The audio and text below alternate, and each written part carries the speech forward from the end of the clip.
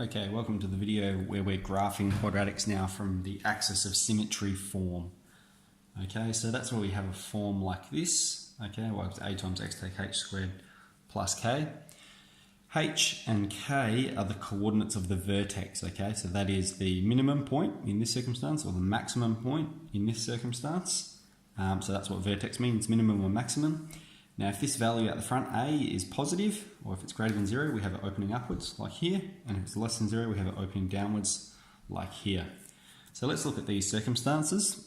Okay, we have x take 2 squared. So in this circumstance, h is positive 2, isn't it? X take h is positive 2. And so the coordinates of the vertex are hk. In this circumstance, k is 0. So the coordinates of the minimum point is 2, 0, so there. It's opening upwards because we've got positive 1 at the front there.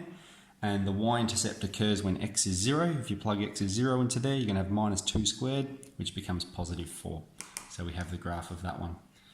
Down here, we've got the graph of y equals minus. Okay, so there's negative 1 out the front there.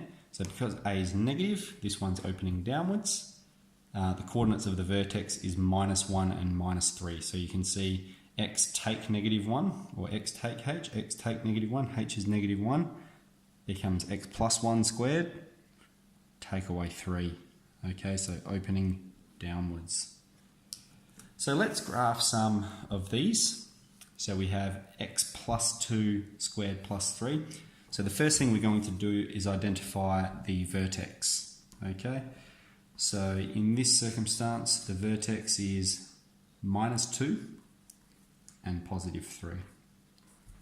Okay, so it's symmetrical about the line x is minus 2. And the y-intercept occurs when x is 0. So if we substitute x is 0 in, we're going to have 0 plus 2 squared plus 3. So that's going to give us 4 plus 3, which is 7. And that's all the information that we need. Okay, so let's sketch it on a Cartesian plane. Okay.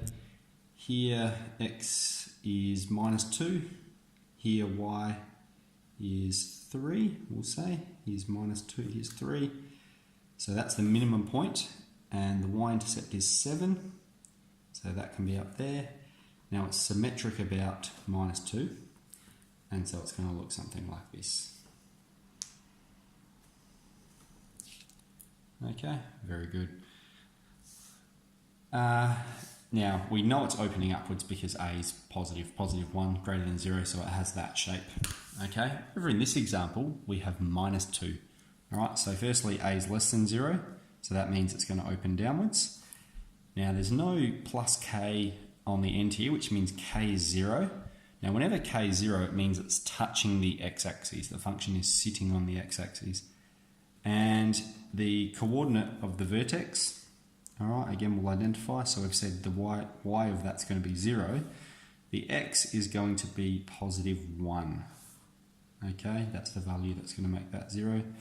So h is 1 in this circumstance. And the y-intercept, again, occurs when x is 0. So what we're going to have here is minus 2. So we've got a function opening downwards, a vertex of x is 1 and 0, and a y-intercept of minus 2. So let's sketch that. So here's x is 1, y is 0, so that's the vertex. And remember, it's symmetrical about the vertex, symmetrical about that point. It's opening downwards, and it has a y-intercept of minus 2. So this one's going to look like this. Can we see that? There we are. This one's going to look like this. So x-intercept 1, or touching at that point, y-intercept minus 2, symmetrical about the point x is 1.